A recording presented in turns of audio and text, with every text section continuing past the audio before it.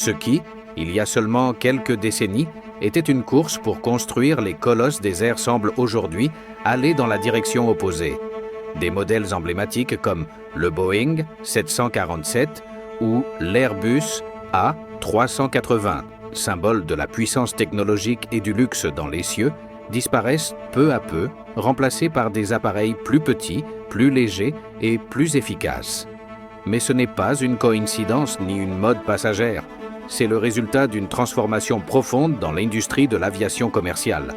Pendant des décennies, les compagnies aériennes et les constructeurs ont rivalisé pour construire l'avion le plus grand, le plus rapide et le plus impressionnant du monde. Le Boeing 747, surnommé « la reine des cieux », était un symbole de statut pour toute compagnie aérienne. Plus tard, l'Airbus A380 l'a surpassé en taille, offrant 2 étages complets et une capacité de plus de 800 passagers. Ces colosses ne représentaient pas seulement un exploit d'ingénierie, mais une expérience de voyage différente. Plus d'espace, plus de services et la sensation d'être à bord d'un véritable vaisseau futuriste. Mais aujourd'hui, ces mêmes géants disparaissent des cieux. Airbus a arrêté de fabriquer son colosse en 2021. Boeing a déjà annoncé qu'il cessera de produire la reine des cieux. Le plus important est que les compagnies aériennes ne les remplacent pas. Elles choisissent des avions plus petits, à long rayon d'action et à moindre consommation. Ce n'est pas qu'ils ne peuvent pas fabriquer d'autres gros avions, c'est que cela ne vaut plus la peine. La raison est simple.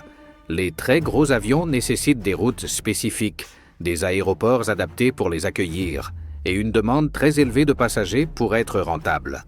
Avec la pandémie qui a accéléré la transformation du modèle économique et la perte de force des vols de correspondance au profit des vols directs, maintenir ces monstres en vol est devenu insoutenable.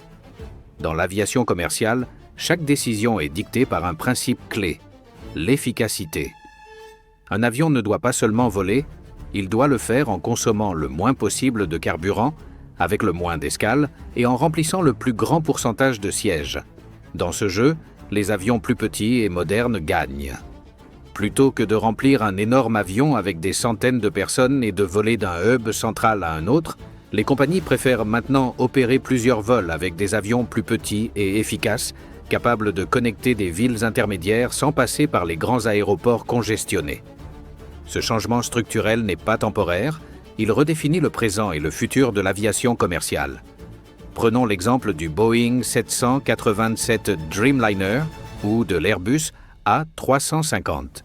Ces 2 modèles peuvent parcourir de longues distances, comme traverser l'Atlantique ou le Pacifique, mais avec seulement 2 moteurs. Cela réduit drastiquement la consommation de carburant, les coûts de maintenance et les émissions polluantes. Et le meilleur, ils n'ont pas besoin de transporter 500 ou 800 personnes pour être rentables. Cela offre aux compagnies une flexibilité énorme. Maintenant, grâce à ces appareils plus petits mais à long rayon d'action, des routes comme Seattle-Madrid ou Brisbane-Chicago deviennent viables. La dépendance aux grands hubs comme Heathrow, JFK ou Dubaï diminue, ouvrant la porte à une nouvelle carte mondiale de connexion. De plus, à une époque où remplir les avions est devenu plus difficile en raison des changements dans la demande et de la croissance du tourisme individuel, voler avec des avions plus petits assure un moindre risque de perte. Si un A380 décolle à moitié vide, la compagnie perd des millions. En revanche, si un 787 est rempli à 80%, il reste rentable. Tout cela montre que l'efficacité n'est pas seulement une préférence technique, c'est une nécessité économique. Et ce changement de logique déplace peu à peu les géants des airs, non pas parce qu'ils ont échoué, mais parce que le monde n'a plus besoin d'eux comme avant. Pendant des années, les avions géants ont été des symboles de prestige. Ils étaient la fierté des compagnies, les favoris des passionnés et offraient une expérience de vol inégalée. Puis est arrivée l'année 2020, et avec elle, la pandémie qui a paralysé le monde. Le Covid-19 a été le coup de grâce pour l'aviation à grande échelle. En quelques semaines, la demande de vol est tombée à des niveaux historiques. Les frontières se sont fermées, les aéroports sont devenus déserts et les compagnies, en situation critique, ont dû agir rapidement. Et qu'est-ce qui est parti en premier? Les plus gros avions. Maintenir un avion géant en opération coûte incroyablement cher. Il nécessite plus de personnel, consomme plus de carburant, ont besoin d'aéroports spécialement préparés et ne sont rentables que lorsqu'ils sont presque pleins. En pleine pandémie, tout cela était impossible. Faire voler ces avions signifiait perdre de l'argent à chaque décollage. En conséquence, de nombreuses compagnies ont pris une décision radicale, retirer leurs gros avions, et pas temporairement. British Airways et Air France ont supprimé les géants de leur flotte pour toujours. Qantas a stocké les siens dans le désert australien et Lufthansa a déclaré qu'elle n'opérerait plus la plupart de ses modèles jumbo. Ce qui fut un symbole est devenu un poids. La pandémie n'a pas inventé cette tendance, mais l'a brutalement accélérée. Ce qui aurait pris une décennie s'est produit en seulement 2 ans. Les compagnies aériennes ont redessiné leur flotte avec une vision plus agile, plus efficace, plus flexible et plus petite. L'industrie aéronautique n'a plus rien à voir avec celle d'il y a 20 ans. Aujourd'hui, les règles ont changé. Il s'agit d'efficacité, de flexibilité et d'économie. Et cela a complètement transformé le type d'avion construit et utilisé. Les compagnies low cost ont réécrit les règles. Des entreprises comme Ryanair, Southwest ou JetSmart ont démontré qu'il n'est pas nécessaire de voler sur un géant pour faire des bénéfices. Au contraire, exploiter une flotte homogène d'avions moyens, à haute fréquence et à personnalisation minimale, est la recette parfaite pour gagner de l'argent. Ces compagnies exploitent chaque siège, chaque vol, chaque centimètre de l'avion. Cela a obligé les compagnies traditionnelles à s'adapter. Elles ne peuvent plus se permettre d'opérer des vols énormes et vides en espérant remplir des centaines de sièges. Elles préfèrent utiliser des avions plus petits et modernes, capables de couvrir de longues distances, mais avec des coûts opérationnels moindres. De plus, la technologie actuelle permet quelque chose d'impensable il y a 30 ans. Les vols long courriers avec des avions moyens.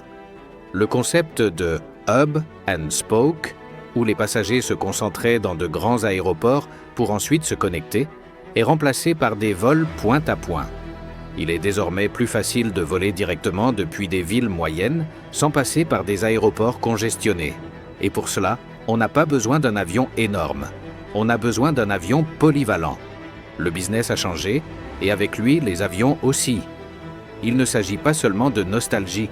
Il s'agit de chiffres, de logique et de survie. Voler à bas prix, avec moins de carburant, moins de maintenance et plus de flexibilité, c'est la seule manière de rester dans les airs. Le futur de l'aviation sera plus efficace, plus connecté, plus adaptable. Et oui, probablement plus petit. Aujourd'hui, les fabricants misent tout sur les avions à fuselage étroit de nouvelle génération. L'Airbus A321XLR, par exemple, est un avion à couloir unique, capable de voler sur plus de 8700 km.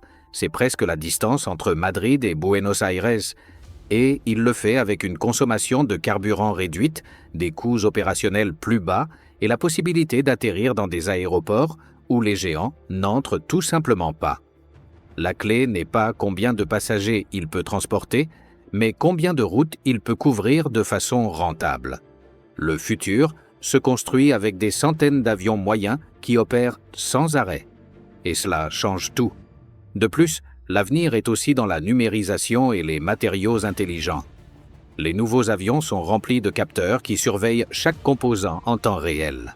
Cela permet de prévoir les pannes, de programmer des maintenances plus précises et de réduire les retards. Les cabines sont redessinées pour être plus légères, plus confortables et plus modulaires. Tout devient plus optimisé. On parle même de propulsion hybride et électrique.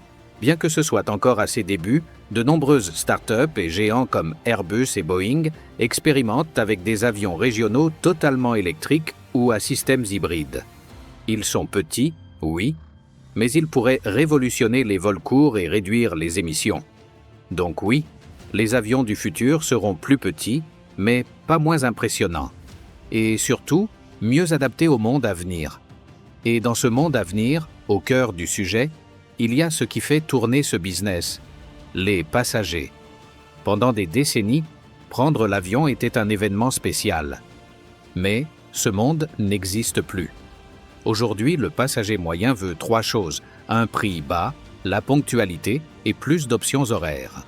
Avec l'essor du tourisme de masse, des vols d'affaires optimisés et des compagnies low cost, les passagers ont commencé à privilégier l'efficacité plutôt que le confort. Ils préfèrent des avions plus petits, offrant plus de fréquences par jour, plutôt qu'un seul vol sur un géant. Cela permet de choisir des horaires plus pratiques, d'avoir des correspondances plus flexibles et, dans de nombreux cas, de voler directement vers leur destination sans escale, sans obligation de passer par un grand hub comme Londres, Francfort ou Dubaï.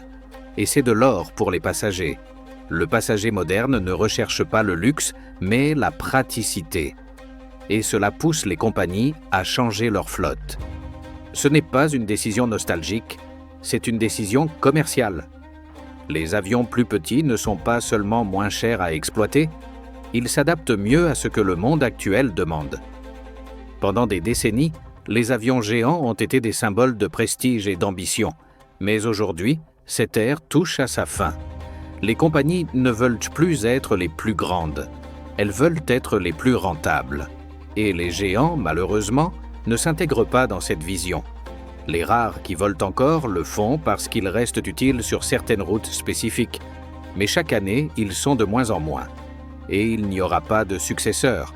Et bien que cela puisse sembler triste pour ceux qui aiment la majesté des géants des airs, c'est aussi un signe que l'aviation évolue, s'adaptant à un monde nouveau, plus écologique, plus économique et plus connecté.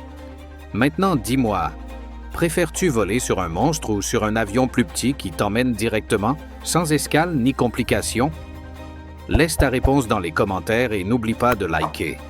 Et si ce sujet te passionne autant que nous, abonne-toi pour plus d'histoires que l'on ne te raconte pas à l'aéroport. À la prochaine décollage!